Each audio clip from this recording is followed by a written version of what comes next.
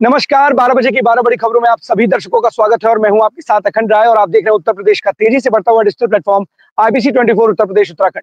12 बजे की 12 बड़ी खबरें आपको बताएं, लेकिन उससे पहले कुछ महत्वपूर्ण खबरें आपको बता दें।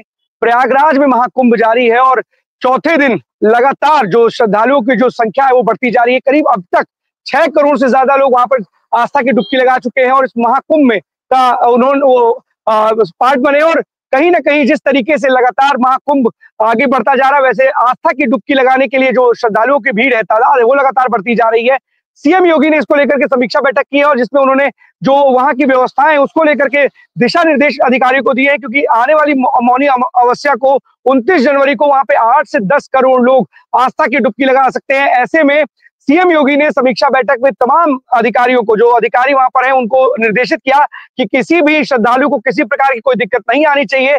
जो चीजें उनके लिए जरूरत की हो उस पर ध्यान देना चाहिए और किसी प्रकार की कोई समस्या वहां महाकुंभ में नजर नहीं आनी चाहिए। आपको बता दें, लगातार प्रयागराज में जो आस्था का सैलाब है, जो श्रद्धालु है, वो उमड़ पड़ा है और लंबी लंबी कतारें वहां पर देखने को मिली है और इतने कम दिनों में ही इतने करीब 6 करोड़ लोग वहां पर जाकर आस्था की डुबकी लगा चुके हैं। तो ऐसे में जो महासमागम चल रहा है संगम के तट पर, श्रद्धालुओं का जो तांता है वो लगातार बढ़ता जा रहा है। वो तस्वीरें आपको दिखाते हैं प्रयागराज में, जिस किस तरीके से आस्था के इस महासमागम में लोग पार्टिसिपेट कर रहे हैं।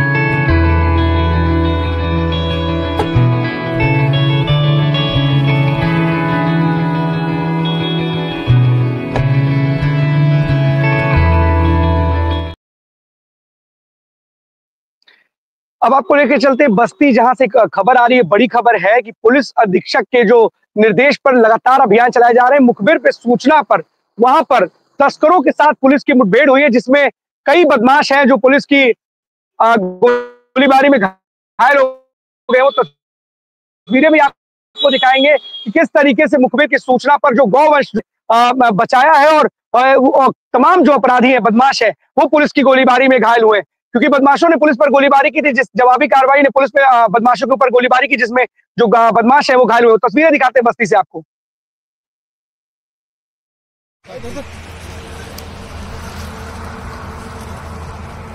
अरे हम मर जाएं, हम मर जाएं। गोली मारोगे तुम पुलिस को? पुलिस को गोली मार दिए और गोली मारो। जान तो बची गई आज। ये ना चलो चलो चलो चलो चलो चलो बनाइए और गोली मारो और गोली चलाओ।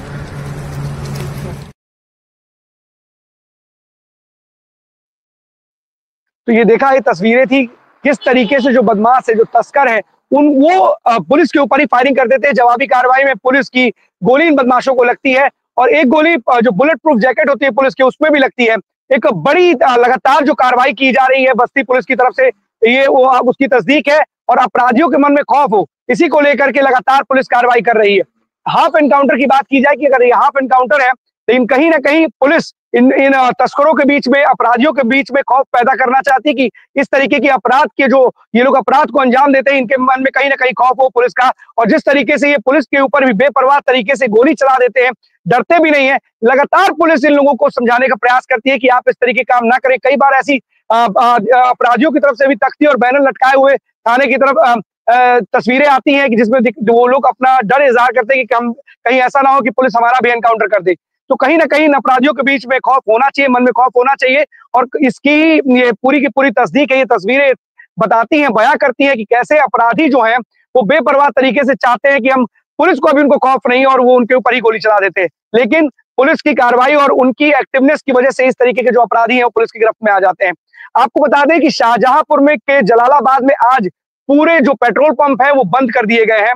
पेट्रोल पंप डीलर एसोसिएशन ने फैसला लिया है। एक चोरी की घटना होती है जिसको लेकर के इन पेट्रोल डीलर एसोसिएशन है, उनके मन में वो नाखुशी है कि उनका कहना है कि पुलिस ने कार्रवाई नहीं की है, जिसके चलते हम ये फैसला ले रहे हैं कि हम पूरे जो जलालाबाद के इलाके में जो पेट्रोल पंप है वो बंद कर दिए। आपको तस्वीरें दिखाते हैं वो।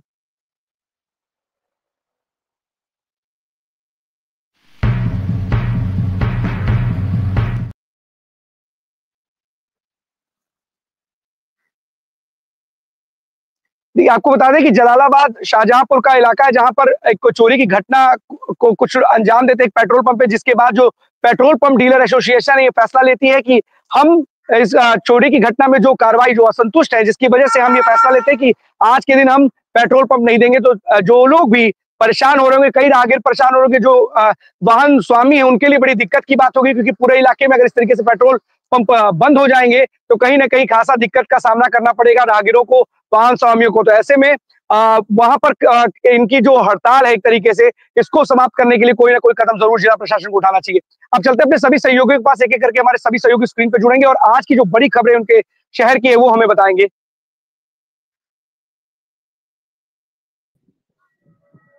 हमारे साथ प्रतापगढ़ से ज्ञानेंद्र जुड़ चुके हैं। ज्ञानेंद्र, कौन सी बड़ी खबर है आज की प्रतापगढ़ से? अखंड देखिए, लगातार महाकुंभ को लेकर के बात कर रहे थे और हमने कल वादा किया था कि हम बाईपास लेकर चलेंगे। फिलहाल मैं अकेला हूँ, उसमें ड्राइव नहीं कर सकता और ड्राइव करते करते मैं लाइव भी नहीं दे सकता और ये नियम के विरुद्ध भी होगा, लेकिन बाईपास के पास खड़ा हूँ। पहले मैं एक छोटा सा उदाहरण दिखाता हूँ, क्योंकि जो बाईपास है, मुझे सोचिए मैं शहर से निकला और मेरे शहर से 8 किलोमीटर में बाईपास पड़ता है और मैं खुद आगे निकल गया, मुझे बाईपास पता ही नहीं चला कि यहाँ पे बाईपास है। और एक छोटा सा उदाहरण दिखाता हूँ।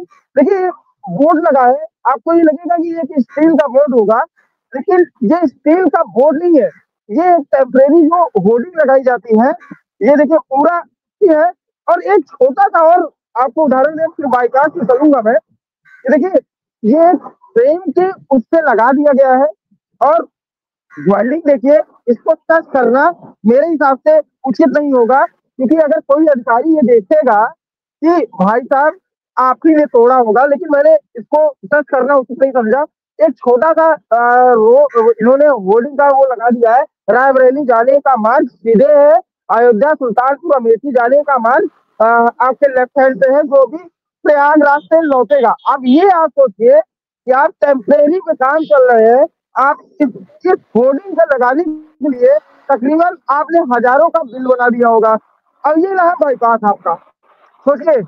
और मैं बहुत बड़ा उदाहरण दूंगा, अखंड आप भी वहां होंगे और आप भी गूगल मैप चालू करके देख सकते हैं, मैंने खुद डाला हुआ है संगम घाट से अयोध्या, और संगम घाट से अयोध्या जाने के लिए शहर से ही रास्ता दिखाई दे रहा है। सोचिए, एनएचआई ने अभी इस बाईपास को पास आउट नहीं किया हुआ है। मैं कल मैं आपसे बात कर रहा था, एनएचआई अभी खुद कह रहा है, आप जो भी हमारे दर्शक देख रहे हो, अगर दिखाई दे रहा हो या आप खुद खोल के देख लीजिएगा, प्रतापगढ़ शहर को बीचों बीच से जा रहा है रास्ता, न कि इस बाईपास से। आनंद वाले ने आपने बाईपास ओपन कर दिया है, लेकिन कहीं भी ये बाईपास चलता हुआ दिखाई नहीं दे रहा है। शहर में अभी मैं आ रहा था, तकरीबन 4 किलोमीटर लंबा जाम लगा था। सोचिए, मैं 11 बजे से निकला हूँ वहां से, घर से, और मुझे आने में, यहाँ पहुंचने में 1 घंटे लग गए। सोचिए, इतना लंबा जाम है और आप जाम को लेकर के उदाहरण दे रहे हो, आप टेम्परेरी वर्क कर रहे हो। टेम्परेरी वर्क कितने दिन चलेगा? आप क्या पैसा खत्म हो गया क्या ज्ञानेंद्र? जिला प्रशासन के पास पैसा खत्म हो गया है, ट्रैफिक पुलिस के पास यातायात पुलिस लिखा हुआ है उस पे, उनके पास पैसा खत्म हो गया कि टेम्परेरी व्यवस्थाओं से काम चला रहे हैं? अपने घर से पैसा लगा के अगर इस तरीके काम कर रहे हैं तो उनकी तारीफ है, इसमें कोई कहने में गुरेज नहीं कि अपने पास से अगर इस तरीके से जुगाड़ लगा के वो काम कर रहे हैं तो तारीफ है। लेकिन ऐसा हो नहीं सकता कि इतना बड़ा आयोजन किया जा रहा हो और हजारों करोड़ रुपए खर्च किए जा रहे हो, उसके बाद वहां के लोगों के लिए बस इनके पास एक ठीक तरीके से रोड मैप नहीं है। अगर देखा जाए तो एक जुगाड़ के सहारे ये काम किया जा रहा है, तो कैसे व्यवस्था को मैनेज करेंगे वो? क्योंकि हम तमाम तरीके के जुगाड़ टेक्नोलॉजी प्रतापगढ़ प्रशासन की तरफ से, यातायात विभाग की तरफ से हमने देखी है, आपके द्वारा देखी है, आपने तस्वीरें दिखाई कि किस तरीके से जुगाड़ का इस्तेमाल किया जा रहा है मैनेज करने के लिए चीजों को। आखिरी समय में जब आप इस तरीके के काम करते हैं तो इसी तरीके के जुगाड़ पे आपको निर्भर होना पड़ता है। बिल्कुल अखन देखिए क्या अब पुलिस की बात कर लेते हैं। देखिए यहाँ पे बैरिकेडिंग रखी गई है, बैरिकेडिंग सदा के रख दी गई है, पूरी बैरिकेडिंग, तीनों बैरिकेडिंग है। अगर आप चाहते तो यहाँ बैरिकेडिंग लगा के आप यहाँ पुलिस एक भी पुलिस डिप्लॉय नहीं की है, एक भी पुलिस कर्मी, मैं कह रहा हूँ होमगार्ड तक यहाँ पर नहीं है कि होमगार्ड हो। अगर कोई भी रास्ता भटकता हो, आप, मैं एक उदाहरण दे रहा हूँ, मैं अभी आ रहा था रास्ते पे, इसी हाईवे से, आप प्रशासन से लाख गुना अच्छा, मैं तो ये कहूंगा कि एक होटल वाले, उन्होंने होटल होर्डिंग लगाई है, महाकुंभ 2025 फला होटल। अब सोचिए उन्होंने होर्डिंग लगा दी है, लेकिन आपने अभी तक एक भी ऐसा लैंडमार्क नहीं दिखाया है कि आप भूतिया महू भी आप चौराहे पे दिखा दिए होते। हाँ भाई साहब, यहाँ से आप महाकुंभ के लिए आपको अगर अयोध्या जाना है तो इस रूट से आप घूमिए। एक लैंडमार्क, एक कहीं, अभी तक मैं पूरा जिला घूम चुका हूँ, एक कहीं होर्डिंग उनकी नहीं दिखी है। सोचिए प्रशासन दावे बहुत बड़े बड़े कर रहा है। कल देर शाम मुझे वो ठेकेदार मिला जो रोड कॉन्ट्रैक्ट बना रहा था, उसने कहा कि भाई साहब सड़क आनन फानन में मिली है बनाने को, और देखिए आनन फानन में ये जो सड़क चल रही है, देखिए उसने, हमने कहा आप कैमरे में बोल दीजिए, उन्होंने कहा मैं कैमरे पे नहीं आके बोल सकता।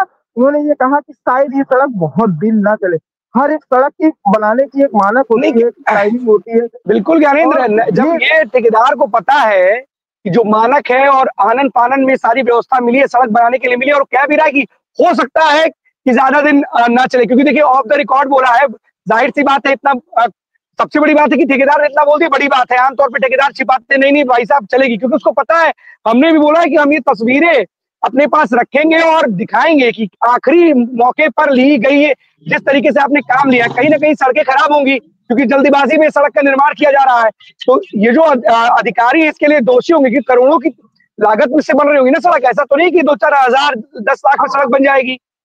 अगर अगर देखिए मैं आपको बता दूं, मैं हाईवे मैं बाईपास के बीचों बीच में खड़ा हूँ, और मैं इतनी देर से आपसे बात कर रहा हूँ, क्या आपको ये लगा कि मेरे बगल से या मेरे उससे कोई भी एक गाड़ी गुजरी हो, या मेरे उससे कहीं कुछ नहीं लग रहा। केवल प्रशासन ये कह रहा है मैं बाईपास के पीछे चलता चला जा रहा हूँ, कोई एक गाड़ी मेरे सामने से भी नहीं आ रही है। आपने व्यवस्थाएं क्या की है? क्योंकि मैं आपको बता रहा हूँ ना, अगर मेरे दर्शक भी हो तो संगम घाट से लेकर के अयोध्या राम जन्मभूमि के गूगल मैप पे डाल लें और वो खुद देख लेंगे, प्रतापगढ़ शहर के बीचों बीच से रास्ता जा रहा है, कोई अदर रास्ता गूगल मैप पे लिखा भी नहीं रहा है। मैं सबसे बड़ा सबूत दे रहा हूँ, अगर प्रशासन मेरी बात सुन रहा है, जो है प्रतापगढ़ के जिलाधिकारी संजीव रंजन मेरी बात सुन रहे हो तो खुद देख ले, प्रतापगढ़ डॉक्टर रवि कुमार वो खुद देख ले, जो दावे कर रहे हैं बड़े बड़े, वो खुद देख ले कि किस हिसाब से मैं बाईपास ये अयोध्या के लिए जाता है ये राजमार्ग, लेकिन अभी तक कोई एक गाड़ी मेरे सामने से नहीं गुजरी हो कि उसने फोन दिया हो कि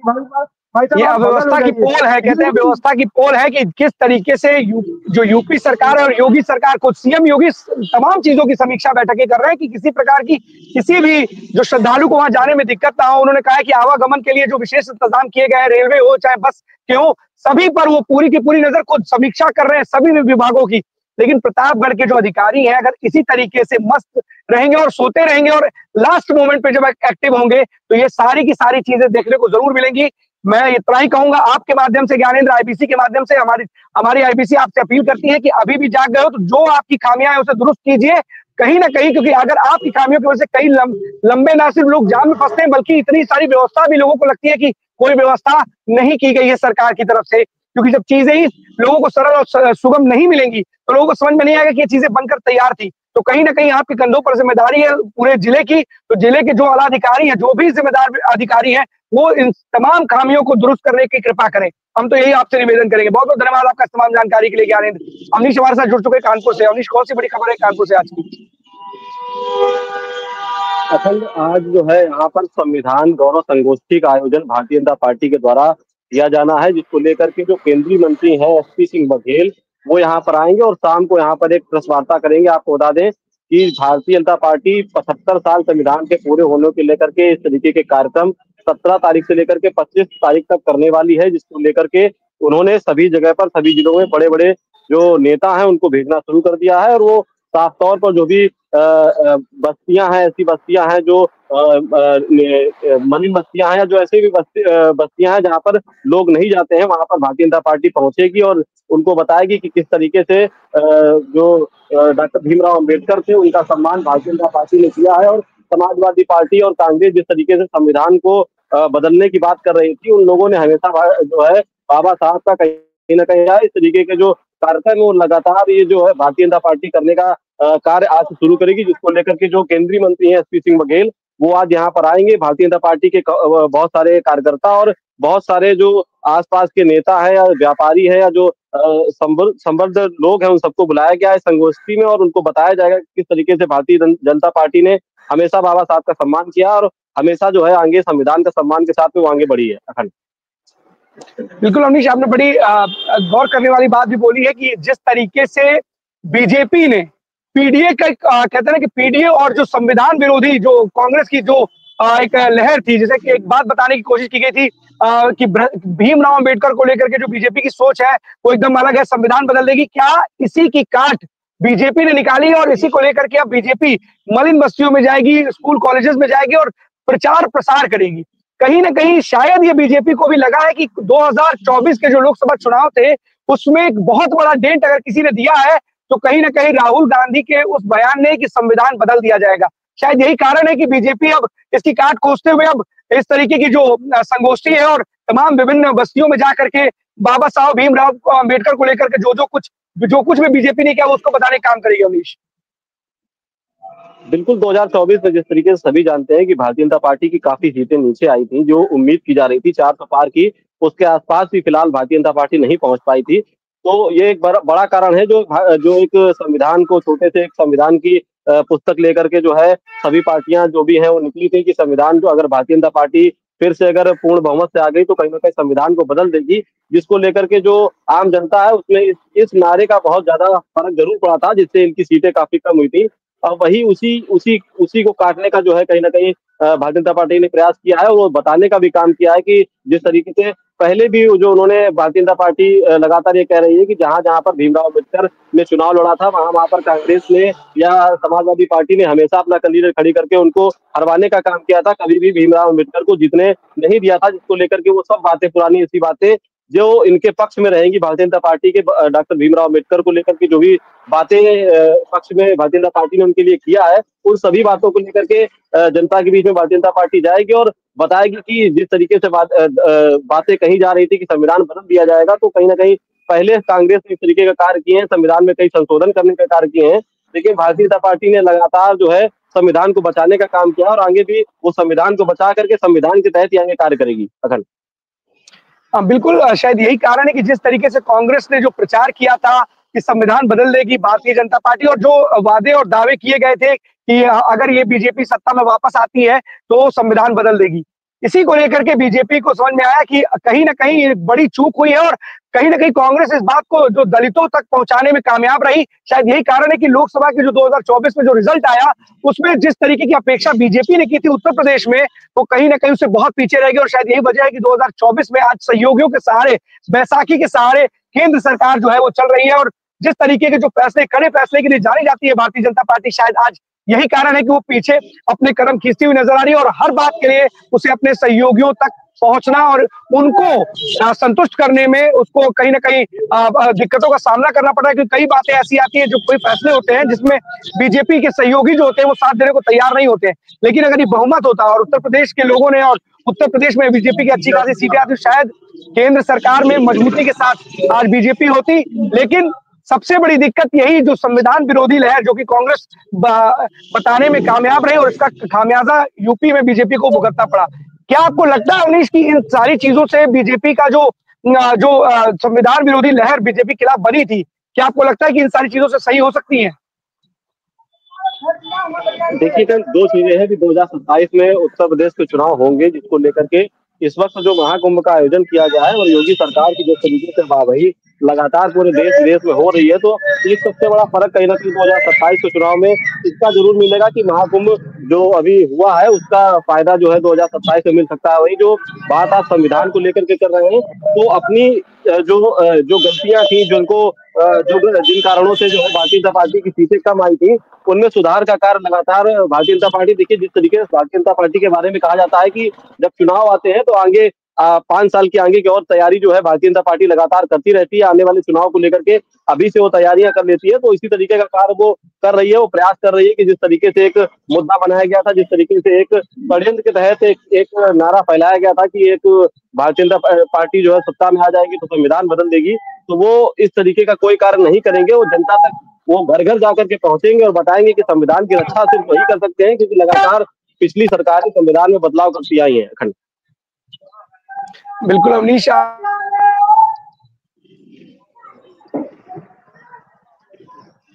उसमें अंगुली न लगाओ, अंगुली न लगाओ। ऐसे में कितने ज्यादा करीब और कितना ज्यादा समझाने में दलितों को और इनसे जुड़े हुए लोगों को कामयाब हो पाती है, ये देखने वाली बात है। बहुत बहुत धन्यवाद आपका तमाम जानकारी के लिए अवनीश। आदर्श हमारे साथ जुड़ चुके हैं हरदोई से। कौन सी बड़ी खबर है आदर्श हरदोई से आज की?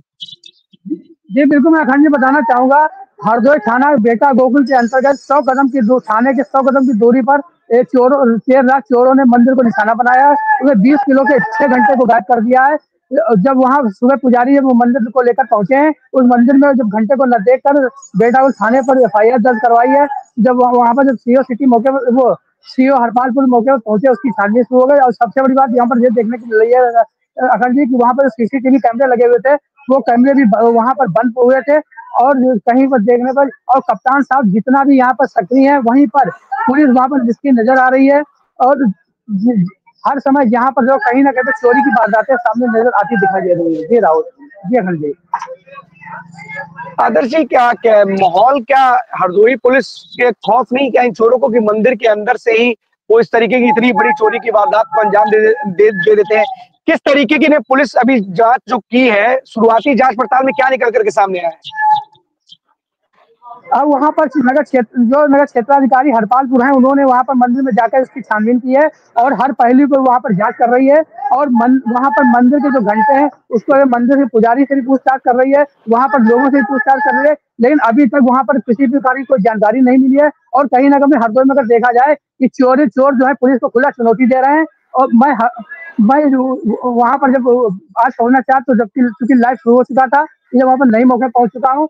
लेकिन अगर ये देखने वाली बात है, चोर कहीं ना कहीं यहाँ पर सक्रिय है और पुलिस जो है यहाँ पर कुछ ना कुछ डाउन पड़ रही है। देखिए, अगर चोर सक्रिय है, चोर तो अपनी वारदात को अंजाम देके चले गए। अगर पुलिस सक्रिय होती तो चोर अब तक पुलिस की गिरफ्त में भी होते।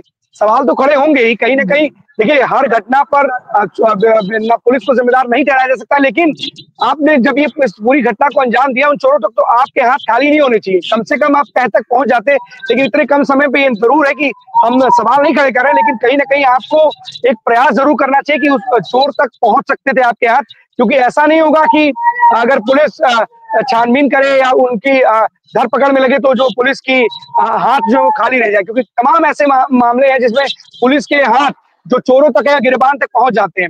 आदर्श, वहां पर जो पुलिस के कप्तान है, क्या उनसे बात करने की आपने कोशिश की थी कि इस तरीके से चोरी की वारदात लगातार हरदोई में बढ़ती जा रही है? अगर ये अभी हमारी कप्तान साहब से बात नहीं हुई है, लेकिन कप्तान साहब जो है हरदोई जनपद के हैं, वो रात को 2 बजे यहाँ पर निकलते हैं और सुरक्षा व्यवस्था लेकर वो वहाँ पर काफी काउंटिंग भी करते हैं। और उसके बावजूद जो चोर हैं यहाँ पर चोरी को अंजाम देने से नहीं चूकते हैं। देखिए, अगर इसी तरीके से चोरी की लगातार घटनाएं बढ़ती जाएंगी तो कहीं ना कहीं दिक्कत में आप पुलिस के ऊपर सवाल जरूर खड़ेंगे। बहुत बहुत धन्यवाद आपका इस तमाम जानकारी के लिए। अपूर्व हमारे साथ जुड़ चुके हैं अयोध्या से। मिल्कीपुर में आज नामांकन करने जा रहे हैं अपूर्व, बीजेपी के प्रत्याशी। बिल्कुल अखंड, आज देखिए प्रदेश अध्यक्ष भी आज अयोध्या में है और कहीं ना कहीं बड़ी जनसभा हुई है और जनसभा के बाद अब वहाँ कलेक्ट्रेट परिसर पहुंचने वाले हैं कुछ ही देर में और मैं वहीं पे जा रहा हूं। लेकिन सबसे अहम बात यह है कि जहां पर समाजवादी पार्टी और दूसरी तरफ भाजपा के जो कैंडिडेट हैं चंद्रभान पासवान, दोनों आमने सामने हैं। लेकिन साफ तौर पर अगर सपा के जो प्रत्याशी हैं अजीत प्रसाद, उनका साफ तौर पर कहना है कि कहीं ना कहीं सपा जो है बाहरी बनाम और क्षेत्रीय, ये जो लड़ाई है वो बाहरी से है और जो चंद्रभान पासवान है वो बाहरी क्षेत्र से आते हैं, वो मिल्कीपुर क्षेत्र के नहीं है।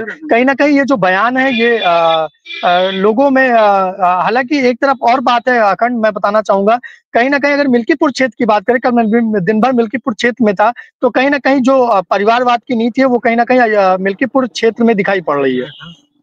अपूर, एक और बड़ी दिलचस्प एक त्रिकोणीय लड़ाई की तरफ बात करें तो जैसे समाजवादी पार्टी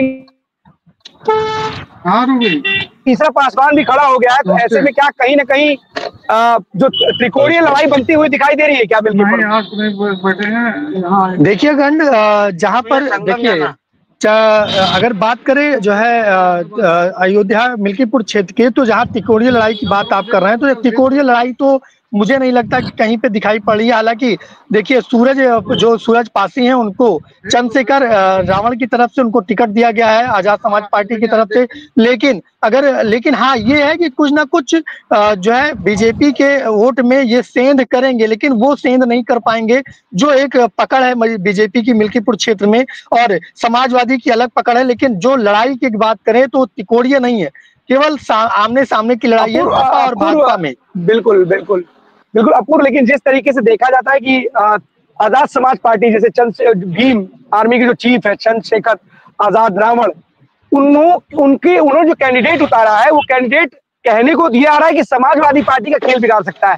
तो असल में जो बातें हैं, क्योंकि आप बहुत धरातल पे हैं और ग्राउंड रिपोर्ट जीरो करते हैं, मिल्कीपुर क्षेत्र में रहे, तो आप जरा ये आईबीसी के दर्शकों को बताइए कि जो आजाद समाज पार्टी के जो कैंडिडेट है, वो खेल बिगाड़ने किसका खेल बिगाड़ सकते हैं, समाजवादी पार्टी का या भारतीय जनता पार्टी का? देखिए खंड, अगर बात करें साफ तौर पर तो कहीं ना कहीं बीजेपी को ये सेंध मार सकते हैं। बीजेपी को कुछ वोटों से, लेकिन ज्यादा वोटों का अंतर नहीं होगा। लेकिन बीजेपी खुद कहीं ना कहीं देखिए, जहां तक जो अनुमान लगाए जा रहे हैं, वो जो लोकसभा में हानि हुई है बीजेपी को मिल्कीपुर से बदला लेने के लिए पूरा ही अनुमान बना चुकी है। कहीं ना कहीं ब्राह्मण क्षत्रिय एकदम एक्टिव हो चुके हैं, और कहीं ना कहीं कुछ अगर वोट कटेंगे तो जो पर्सनल कहते नहीं है कि पार्टी के कुछ वोटर होते हैं, लेकिन सूरज चौधरी का वहां पे कोई भी वर्चस्व नहीं है। हालांकि मिल्कीपुर क्षेत्र के ही वो भी रहने वाले हैं, लेकिन ये केवल जब इन्होंने समाजवादी पार्टी को छोड़ा है तब से ये पूरी तरह एक्टिव दिखे हैं और कहीं ना कहीं चर्चा का विषय बने हैं। लेकिन ये कोई खास बात नहीं है। लेकिन जो लड़ाई की बात की जाए तो समाजवादी पार्टी और भाजपा के बीच में एक कट्टर जंग जिसको कहते हैं वोट को लेकर, वो दिखाई पड़ रही है। बिल्कुल, अब पूरा बहुत कम दिन बचे हैं। कुछ ही दिनों में जो इस साख का सवाल दोनों पार्टियों के जो मुख्य नेता है उनके लिए बना हुआ है, तो कुछ दिनों में ही क्लियर हो जाएगा। देखने वाली बात होगी जो तीसरा कैंडिडेट है वो किसका खेल बिगाड़ता है, क्योंकि तीनों ही जो कैंडिडेट हैं वो पासवान बिरादरी से ताल्लुक रखते हैं, और ऐसे में समाजवादी पार्टी को चोट पहुंचाते हैं या बीजेपी को, ये देखने वाली बात है। बहुत बहुत धन्यवाद आपका तमाम जानकारी के लिए। इंद्रवीर हमारे साथ जुड़ चुके हैं रायबरेली से। कौन सी बड़ी खबर है इंद्रवीर आज? देखिए बता दें, रायबरेली से एक बड़ी खबर निकल के आ रही है। बीती रात जो है थाना भदोकर क्षेत्र के अंतर्गत एक गांव है, उसका नाम है एक छनिया, और यहाँ पे एक बुजुर्ग जो है लेटे होते हैं, और अभी परिवार के द्वारा ऐसा कहा जा रहा है कि इनकी जो है हत्या हुई है।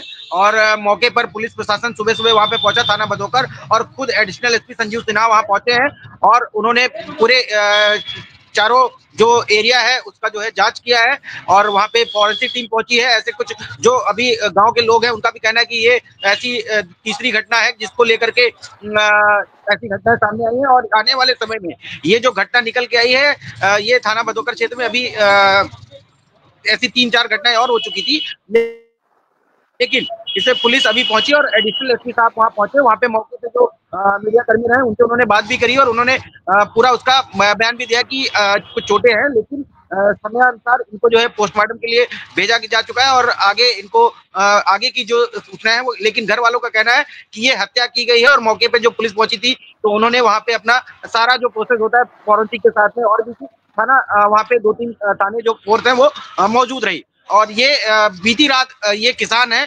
इनका जो मृतक है कल्लू इनका नाम है, और ये किसान है जो कि अपने गांव के बाहर, घर के बाहर इनका एक अपना झोपड़ी वहीं पे अपना ये लेटे हुए थे, और इनका कहना है कि इनके परिजन जो इनका ऐसा कह रहे हैं कि उनकी जो है हत्या की गई है। और मौके पर एडिशनल एसपी पहुंचे, एडिशनल एसपी ने क्या कुछ कहा है वो हमारे पास है, हम चाहेंगे अगर एक बार मौके की जो बाइट है पुलिस की वो कंपलसरी है, अगर एक बार दिखा दें कि मौके पर एडिशनल एसपी ने क्या बयान दिया। क्षेत्र का एक छनिया गाँव है, यहाँ पर एक 60 वर्षीय व्यक्ति कल्लू यादव है, वो अपने घर के बाहर पुआल में के बीच में सो रहे थे, मृत अवस्था में पाए गए हैं, और सर पे एक जाहिरा चोट है, और सबको पंचायतनामा की कार्रवाई कर ली गई है और मोर्चरी भेज दिया गया है।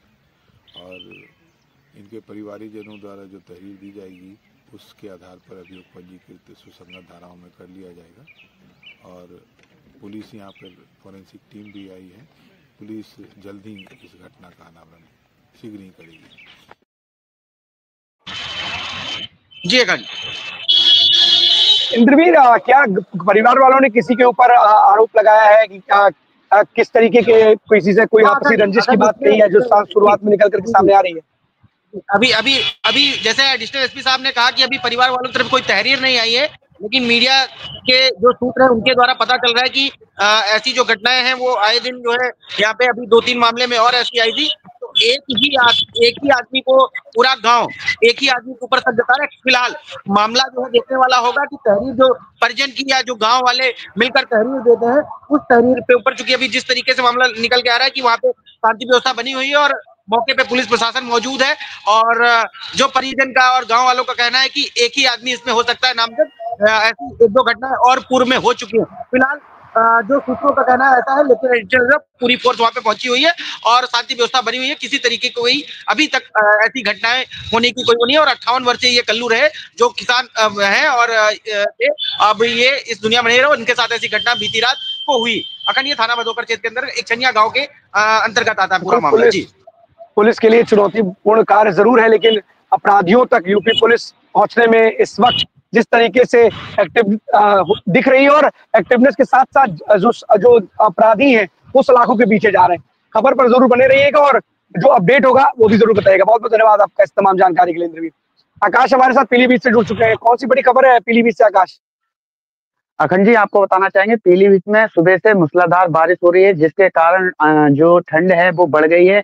लोग जो घरों से निकल रहे हैं, सरकारी दफ्तर वाले हुए या जो प्राइवेट हुए, उन लोगों को भी काफी दिक्कतों का सामना करना पड़ रहा है। हालांकि कई दिनों से यहाँ पे ठंड का प्रकोप बढ़ा हुआ था, जिसकी वजह से जो यहाँ तराई का क्षेत्र है यहाँ पर ठंड का प्रकोप देखा जा रहा था। कई लोगों के लिए यहाँ पर कम से कम कई लोगों को ठंड की वजह से मौतें भी हो चुकी हैं। उसके बावजूद आज जो सुबह से मूसलाधार बारिश हो रही है उसकी वजह से ठंड बढ़ गई है और कई लोगों को दिक्कतों का सामना करना पड़ रहा है। बिल्कुल आकाश, जिस तरीके से एकदम से मौसम ने करवट ली है और एक बार फिर लग रहा था कि जो इस बार की ठंड है बहुत कम है, लेकिन जैसे जैसे दिन आगे बढ़ते जा रहे हैं वैसे ठंड बढ़ती जा रही है। ठंड ने क्या वापस बैक मार दिया और साथ साथ इस तरीके की जो बारिश है वो कहीं ना कहीं लोगों के लिए खासी दिक्कत लेकर के सामने आ रही है। जिला प्रशासन से, क्योंकि कई बार ऐसा देखा जाता है कि इस तरीके के जब बारिश होती है तो कच्चे मकान जो होते हैं कहीं ना कहीं वो गिरने की बात, एक आध खबर कहीं ना कहीं से निकल करके सामने आ रही है। क्या इस तरीके कोई प्रिय घटना तो नहीं आ रही है पीलीभीत से? अखंड जी, पीलीभीत में अभी तक ऐसी कोई घटना नहीं हुई है। अगर घटना होती है तो वो बिल्कुल कहीं ना कहीं बारिश की वजह से होती है, तो तुरंत खबर मिलेगी। चलिए, बहुत बहुत धन्यवाद आपका इस तमाम जानकारी के लिए। हमारे साथ एसपी सिंह जुड़ चुके हैं सुल्तानपुर से। कौन सी बड़ी खबर है सुल्तानपुर से एसपी सिंह?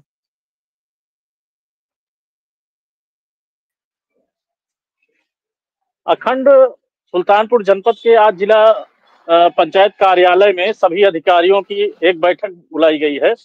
उस बैठक में देखिए आज क्या निर्णय लिया जाता है। वहीं आपको बता दें, जिला पंचायत कार्यालय के सामने ही ठेकेदारों ने जो सड़क बनाई है वो एक मजाक के तौर पे आई है। उस पे पैर से ही चलाने से पूरी गिट्टियां उधर आ रही हैं।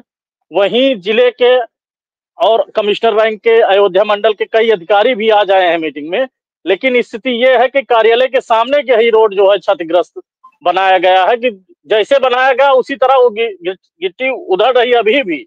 अभी मुश्किल से 3 दिन पहले 4 दिन पहले वो रोड बनाया गया था, लेकिन स्थिति ये है कि पूरा गिट्टी बिखर गई है रोड पे और डामर और तारकोल की मात्रा जो है एकदम कम की गई है और गिट्टियां उसी है कि उधर रही है। और पिछले ही एपिसोड में हम आपको दिखाएंगे कि वो किस तरह उखड़ी हुई है। आज तो हम सीएमओ कार्यालय में उपस्थित हैं, लेकिन स्थिति ये है कि इतना बड़ा भ्रष्टाचार हो रहा है, अधिकारी मौन बने हुए हैं। ये एक सोचनीय विषय है सुल्तानपुर जनपद के लिए। तो सड़कें अगर इस तरीके की बनेंगी कि 3 ही दिन में उखड़ने लगेंगी तो सड़क बनाने का क्या मतलब है? जब रहने दो, सड़क ना बनाओ, पैसा बर्बाद करने की जरूरत क्या है? अगर सड़कें इसी तरीके से इतने कम दिनों में सड़कें बन करके सड़कें बनी किस लिए जाती है? बनाई इसलिए जाती है ना कि सड़कें बने तो कम से कम जो गड्ढा मुक्त सड़कें बने और लोग उस पर चल सके। जब सड़कें बनने के बाद ही 3 दिन में उखड़ जाएंगी, 4 दिन में उखड़ जाएंगी, 1 महीने में उखड़ जाएंगी, तो अधिकारी क्या करते हैं? कौन से लोग इसका इंस्पेक्शन करते हैं? तमाम सीएम योगी हैं, वो लगातार जीरो टॉलरेंस नीति के तहत ऐसे भ्रष्टाचारियों के खिलाफ कार्रवाई कर चुके हैं। हरदोई में बहुत बड़ी तादाद में अधिकारियों को सस्पेंड कर दिया गया, उनके खिलाफ भ्रष्टाचार के आरोप लगे थे और उनके ऊपर कार्रवाई हुई। सुल्तानपुर में क्या ऐसी कार्रवाई देखने को मिलेगी? किसी की शिकायत हुई है वहां पर या नहीं हुई है कि रोड बनी और रोड उखाड़ने के लिए बनी है? शिकायत तो ज्ञापन इनको डीएम महोदय का दिया गया, काफी लोग इनको दिए। और सबसे बड़ी बात है कि सामने विकास भवन भी है, वहीं जिला सूचना अधिकारी भी बैठते हैं, गन्ना अधिकारी भी बैठते हैं, और कलेक्ट्री भी है, डीएम साहिबा भी बैठी है, एसपी ऑफिस भी, सब नजदीक जितने कार्यालय है, दीवानी भी है, सारे विभाग सुल्तानपुर में पास हैं। लेकिन स्थिति ये है कि उनके विभाग के सामने ही जो रोड उखड़ी हुई थी उसको बनाया गया, वही जो है भ्रष्टाचार की भेंट चढ़ गया। अधिकारियों और ठेकेदारों की मिली भगत के चलते देखिए, जहां पर इतने बड़ी तादाद में बड़े अधिकारी बैठते हैं, उनके सामने की रोडों का ये हाल है। जिनके सामने बनती होंगी तो आम जनमानस के लिए जो रोड बनती होगी उनका हाल क्या होता होगा? ये ठेकेदार लाभ के लिए, मोटे मुनाफे के लिए रोड पे जिस तरीके के माल की जरूरत पड़ती है, जिस तरीके के मटेरियल की जरूरत पड़ती है, उस मटेरियल का उपयोग ही नहीं करते हैं। अधिकारियों को कहीं ना कहीं ऐसे ठेकेदारों के खिलाफ बड़ी कार्रवाई करनी चाहिए। अभी यही बात हम आपको बता दें, अमेठी जनपद का विकास भवन आज पिछले कई वर्षों से निर्माणाधीन था, बनके तैयार हुआ, सारे अधिकारी आते जाते हैं, लेकिन रोड की स्थिति वैसे वहां भी एकदम उखड़ा हुआ रोड हुआ है। जितने अधिकारी आते जाते रहते हैं, कमिश्नर रैंक के तक के अधिकारी आते हैं। अब विकास भवन के आसपास जो बाउंड्री है, चलने का मन करता है क्या? उनको अच्छा लगता है कि इसी रोड पे चले हम? उन्हें अच्छा लगता है क्या? उन्हें नहीं अच्छा लगता कि इस रोड को बन जाना चाहिए? कायाकल्प नहीं किया, लेकिन उनको खुद भी अच्छा नहीं लगता है कि ये रोड अच्छी होनी चाहिए। अगर आप इतने बड़े अधिकारी हो, आपके रहेंगी, तो क्या आपको उसके लिए जागरूकता के साथ नहीं कोई कदम उठाना चाहिए? और जो लोग भी जो जिम्मेदार हैं इसके पीछे, चाहे इंजीनियर और चाहे ठेकेदार, उनके खिलाफ कोई कार्रवाई की बात नहीं करनी चाहिए क्या? शिकायत नहीं देनी चाहिए? शिकायत तो होती है, लेकिन वही शिकायत वही आईजीआरएस का जो मुद्दा आता है वो केवल कागजों में रहता है, खाना पूर्ति उसकी हो जाती है, वो ठंडे बस्ते पड़ जाता है। कारण है कि हमारे देश में सड़कें बनती हैं उखड़ने के लिए। सड़कें बनने के लिए ये उखड़ जाए, फिर सड़क बनेगी, फिर पैसा कमाएंगे, फिर सड़क बनेगी, फिर पैसा कमाएंगे। अरे यार, आप सभी लोगों को सोचना चाहिए। आप अधिकारी हो और जनता के हित के लिए सड़कें बनाई जाती है। सरकार इतना पैसा खर्च करती है सड़क पे, लेकिन जो सड़क के जो निर्माण में जिस तरह की खामी होती है, उसकी वजह से सड़क कुछ ही दिनों में उखड़ जाती है। फिर उसके पास कराने के लिए कई दिन चक्कर काटने पड़ते हैं लोगों को। तो आप कम से कम इतने दिनों बाद एक सड़क बनती है, कुछ भी होता है, सड़क इसीलिए बनती है ना कि सुचारू रूप से आवागमन हो चल सके, लोग उस पर अच्छा अपने जो जिस स्थान पर आप जाना चाहते हो आसानी से वहां पहुंच सके। लेकिन आप ऐसी 2 कौड़ी की सड़कें बनाएंगे कि सड़क कुछ ही दिनों में उखड़ जाएगी, तो कैसे चलेगा? अधिकारियों को तो इसके खिलाफ, जो भी लोग इसमें संलिप्त है, उनके खिलाफ एक्शन लेना चाहिए ना। लेकिन ऐसी कार्रवाई कहीं दिख नहीं रही दोनों जनपदों में। अब नहीं दिख रही है तो शायद मुझे लगता है कि अगर आपके सुपर सीनियर बॉस को दिखेगी तो आप जिनके खिलाफ एक्शन ले लो, तो आप ही खिलाफ एक्शन जरूर होगा। इसलिए हमें लगता है कि आपको कहीं ना कहीं, अगर जो भी हो, सचेत हो जाए और ऐसे जो कारनामे करने वाले जो भी लोग हैं, ठेकेदार है, कॉन्ट्रैक्टर है या इंजीनियर अधिकारी जो भी है, इसके लिए जिम्मेदार, उनके खिलाफ कार्रवाई करिए। नहीं तो आपके जो सुपर सीनियर बॉस है, जो सूबे की जिसके ऊपर कमान है, अगर वो इस पर एक्शन लेगा तो शायद आप लोग बहुत जल्दी नप जाओगे, पूरा का पूरा विभाग ही नप जाएगा। बहुत बहुत धन्यवाद आपका तमाम जानकारी के लिए एसपी सिंह। भ्रष्टाचार का खेल लगातार चलता रहता है, अधिकारियों के मन में डर नहीं है। और एक भ्रष्टाचार की खबर बस्ती से भी है। हमारे जो बस्ती से जितेंद्र हमारे साथ जुड़े हुए हैं, वो खुद आपको बताएंगे कि मनरेगा में जिस जीरो टॉलरेंस नीति की बात की जाती है, वहां का हाल क्या है। जितेंद्र, बस्ती में मनरेगा की जीरो टॉलरेंस नीति का जो हाल है, जो बदहाली है, वो जरा बताइए आईबीसी के दर्शकों को। अगर बात की जाए बस्ती की मनरेगा की, लगातार पिछले कई दिनों से, लगातार पिछले 10-15 दिन से बात की जाए तो कुदराहा ब्लॉक के जितने भी बस्ती जनपद के ब्लॉक है, हर ब्लॉक से लगातार ये खबरें देखने को मिल रही है कि जो है जिस तरह से जो है वहाँ पे नरेगा को लेकर किया जाए, जहाँ पे नरेगा पे काम ही नहीं होता, लेकिन कहीं ना कहीं लगभग 150 मजदूर, 50 मजदूर, 70 मजदूर कागजों में दिखा दिया जाता है। ऑलरेडी ठीक है, कागजों में काम चल रहा है, लेकिन धरातल पे कोई काम ऐसा नहीं है। लेकिन एक चीज अखंड बिल्कुल ये कहेंगे कि शायद शासन तक भी ये बात पहुंचनी चाहिए, क्योंकि मनरेगा वाली जो बात है नरेगा की, कहीं ना कहीं ये वाकई में भ्रष्टाचार है। क्योंकि प्रधानों के साथ प्रधान जिस तरीके से ये लापरवाही करते हैं, काम नहीं मिलता है, जॉब कार्ड लोगों को दे दिया जाता है और उन लोगों को जो है काम नहीं मिलता है। और कभी कभी ऐसा भी होता है कि काम अगर करते हुए देखा जाए तो जो मजदूरों की जगह जेसीबी से काम कर लिया जाता है। कहीं ना कहीं ये भ्रष्टाचार लगातार बस्ती जनपद की, चाहे कुदराम ब्लॉक की बात की जाए, बहादुरपुर हो या बनकटी हो या कप्तानगंज हो, लगभग बस्ती के जितने भी ब्लॉक है सभी ब्लॉकों का ये लगातार अखंड ये खबरें रोज चलती है। लेकिन वाकई में बात की जाए, वीडियो की बात की जाए या जिलाधिकारी की बात की जाए या फिर सीडीओ की बात की जाए, कहीं ना कहीं कोई भी ऐसा हो अधिकारी हो, लेकिन इनके खिलाफ कार्रवाई करने का कोई किसी तरह की कोई हिम्मत नहीं, अगर ये कह सकते, क्योंकि कार्रवाई तो होती ही नहीं है। अगर कार्रवाई कोई कर भी देता तो शायद कागजों में हो। लेकिन सबसे बड़ी चीज है कि जिस तरह से जियो टैग होता है, जियो टैग में भी फर्जी कर दिया जाता है। और जिस तरह से भ्रष्टाचार लगातार जनपद में हो रहा है अखंड, कहीं ना कहीं ये अपने आप में बहुत बड़ा सवाल है। वाकई में अगर बात की जाए प्रधानों की, तो आखिर में अगर नरेगा में वो घोटाला नहीं होता तो कहीं ना कहीं इतनी जैसे बड़ी बड़ी फॉर्च्यूनर जैसी लंबी गाड़ियां या बड़े बड़े जो आलीशान कोठियां वो प्रधान कैसे बना सकता है? भ्रष्टाचार कहीं ना बहुत बड़ी बात, ये मन की बात आपने छीन ली कि यही मेरा, बस मैं यही सवाल ही करने जा रहा था आपसे कि जितेंद्र, ये प्रधान जी अगर प्रधान होने का अपना दायित्व निभाते तो फॉर्च्यूनर में नहीं चलते। सबसे बड़ी बात है कि ये जो प्रधान बनते हैं, ये अब तो प्रधानी का चुनाव भी है कि कितने में प्रधान लड़ा जा रहा है, ये सबको पता है कि प्रधान जो चुनाव लड़ रहा है वो कितने रुपए खर्च कर रहा है। ऐसे में फॉर्च्यूनर में चलने के लिए तो उसको भ्रष्टाचार करना पड़ेगा। गरीब की जो कमाई है उसे अपने अपने बैंक खाते में लेकर के आनी है, उसको कहाँ काम देना है उसको भाई। तो भ्रष्टाचार नहीं करेगा तो कहाँ चुनाव लड़ पाएगा? फॉर्च्यूनर से कैसे चलेगा? सबसे बड़ा सवाल तो ये है ही ना।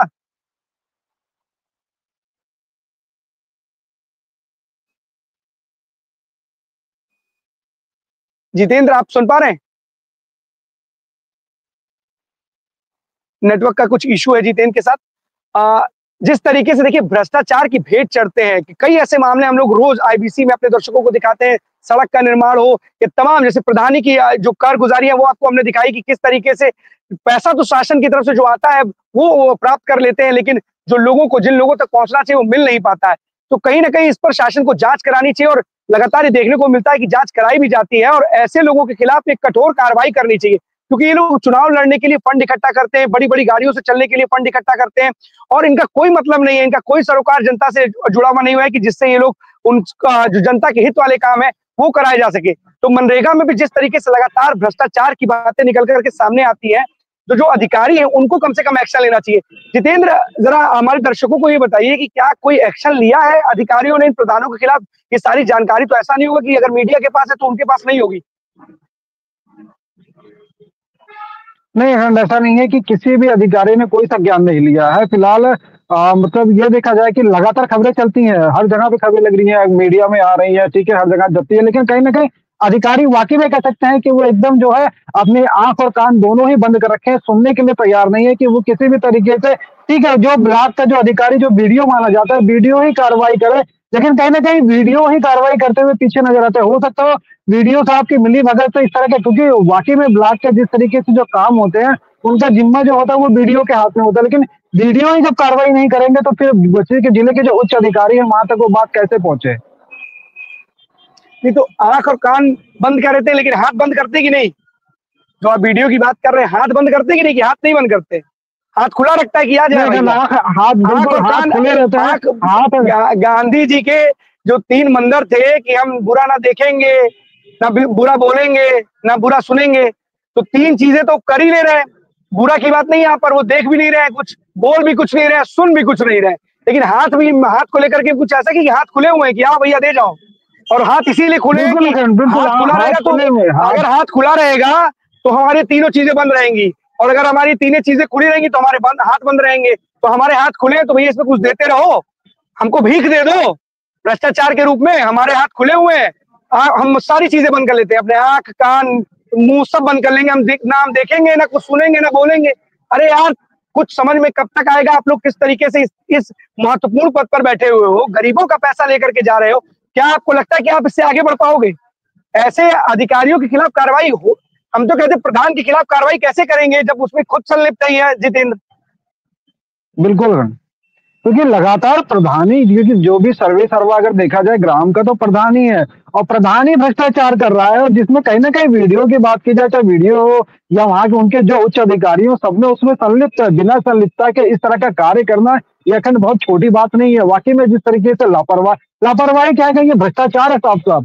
वाकई में जो वहाँ के नरेगा के मजदूर हैं जितेंद्र, उनको भी काम नहीं मिल रहा है। आप सही, जिस तरीके से अपने आपने आंख और कान को बंद कर रखा है और मुंह से भी नहीं बोल रहे हो कि कम से कम उसकी शिकायत करते। सब सही बात है, सवाल खड़े होंगे और सवाल हमें खड़े करने में बिल्कुल कोई गुरेज नहीं कि हम सवाल खड़े करेंगे। भाई क्यों नहीं कर रहे हो? अगर हमें दिख रहा है कि ये कार्य प्रधान का जो कार्य है वो नहीं वो कर रहा है, हमें दिख रहा है, तो आपको भी दिख रहा होगा ना कि आपके पास उस जिम्मेदारी है, उस जगह की जिम्मेदारी है, तो आपको दिख रहा होगा कितना उसने काम किया है। तो आप क्यों एक्शन नहीं ले रहे हो? अगर आप एक्शन नहीं ले रहे हो तो इसका मतलब आपका कोई ना कोई कनेक्शन जरूर है। और वो कनेक्शन किस बात से कनेक्शन है कि आपके हाथ खुले हुए हैं और आपने कान और अपनी आंखें बंद कर रखी हैं और जुबान से आप उसकी शिकायत कुछ करोगे नहीं। अगर शिकायत नहीं करोगे तो भैया आप कुछ उसके खिलाफ कोई एक्शन होगा नहीं। आप लोगों को एक्शन लेना चाहिए था। ग्रामीण इलाकों में हालात बुरे हो जाते हैं अगर प्रधान कार्य नहीं कराता है तो। मनरेगा एक ऐसी स्कीम है जिससे लोगों को ना सिर्फ रोजगार मिले बल्कि गांव का भी विकास हो सकता है वहां पर। लेकिन अगर खाली पैसा लेने के लिए इस स्कीम का इंतजाम किया जाएगा, इस पैसे खाली पैसे के लिए इस सारी चीजों को लेकर के प्रधान काम करेगा, तो कहां तक लोगों का विकास हो, ग्राम का विकास होगा। वीडियो को तो कम से कम अपनी आंख खोल करके देखना चाहिए ना कि प्रधान कर क्या रहा है वहां पर। बिल्कुल अखंड है, लेकिन वीडियो तो आप भी अपनी आंखें बंद कर रखें, किसी तरह की कोई कार्रवाई करना ही नहीं चाह रहे हैं। वाकई में ये कह सकते हैं गिव एंड टेक का मामला है, अगर आप देंगे नहीं तो लेंगे कहाँ से। स्वाभाविक बात है, जिस तरीके से वहाँ काम नहीं हो रहा है, भ्रष्टाचार आ रही है, पूरे ब्लॉकों की यही स्थिति है, लेकिन कहीं ना कहीं अधिकारी अपनी कान और आंख बंद कर रखे। वाकई में अपने आप में एक सवाल है। लेकिन जिस तरीके से भेद जो है ग्रामीण वहां के चल रहे हैं, ग्रामीणों के जिस तरह रास्ता देखा जा सकता है, अगर किस तरह से बीजों में भी साफ था कि किस तरीके से रास्ता बना नहीं है और वहां पे जो है उनके नाम पे पैसा निकाल लिया जाता है। प्रधान बड़ी बड़ी गाड़ी से चल रहे हैं, वाकई में सवाल के घेरों में तो खड़ा होता है। लेकिन जो अधिकारी हैं या उच्च अधिकारी हैं तो इस पर कार्रवाई जरूर करनी चाहिए। फिलहाल हम इस पर पूरी एक जो खबर बनाएंगे तो फाइल करेंगे कि जिस तरीके से भ्रष्टाचार प्रधानों द्वारा जो किया जा रहा है ये आईबीसी के दर्शकों को दिख सके। बिल्कुल अखंड, बिल्कुल सही कह रहे जितेंद्र। हम ये भी नहीं कहते गाड़ी से मत चलो, फॉर्च्यूनर अपने खेत बेच दो, अपनी जमीनें बेच दो, फॉर्च्यूनर से नहीं लैंड क्रूजर से चलो। लैंड क्रूजर से नहीं चलना है तो लैम्बोर्गिनी से चलो, चलो जिससे मन करे उससे चलो भैया, आपका मन है चलने का। लेकिन जनता के पैसों से ये सब करने का मत सोचो, क्योंकि जिस दिन जनता आवाज उठाएगी तो दिक्कत में पड़ जाओगी। आपका पैसा और लैंड क्रूजर में बर्बाद कर रहे हो। प्रधान हो तो सबको पता है, दिख जाता है कि कहां से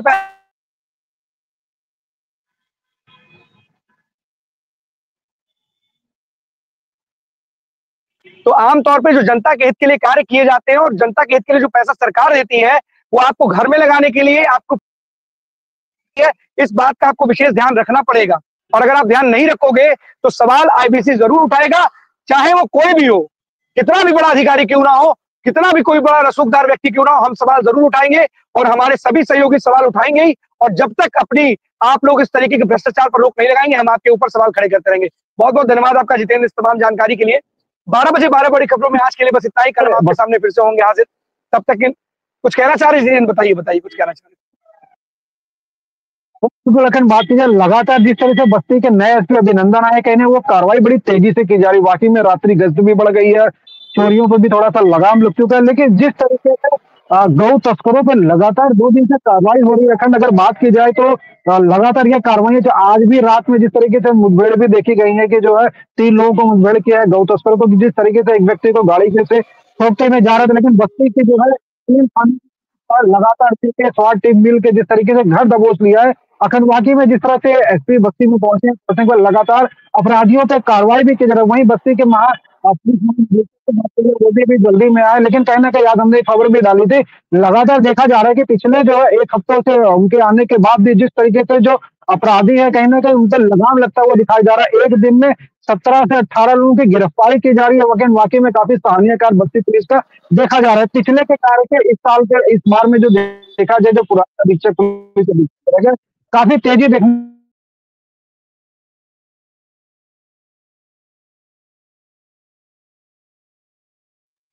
बिल्कुल जितेंद्र, आप सही कह रहे हैं कि अगर आपके आप अच्छा काम करोगे तो जरूर आपको दिखाया जाएगा और आपकी तारीफ जरूर की जाएगी। क्योंकि पुराने एसपी में और नए एसपी में अगर अंतर आ रहा है तो कहीं ना कहीं ये चीजें सामने निकल करके आ रही है कि इतने कम समय में अगर इस तरीके से अपराधियों के खिलाफ कार्रवाई की जा रही है तो कहीं ना कहीं उनके जो हौसले हैं वो जरूर पस्त होंगे और अपराधियों के मन में भी डर और पुलिस का जो डर है वो जरूर व्याप्त होगा। बहुत बहुत धन्यवाद आपका इस तमाम जानकारी के लिए। 12 बजे 12 बड़ी खबरों में आज के लिए बस इतना ही। कल हम आपके सामने फिर से होंगे हाजिर। तब तक के लिए दीजिए हमें इजाजत। धन्यवाद।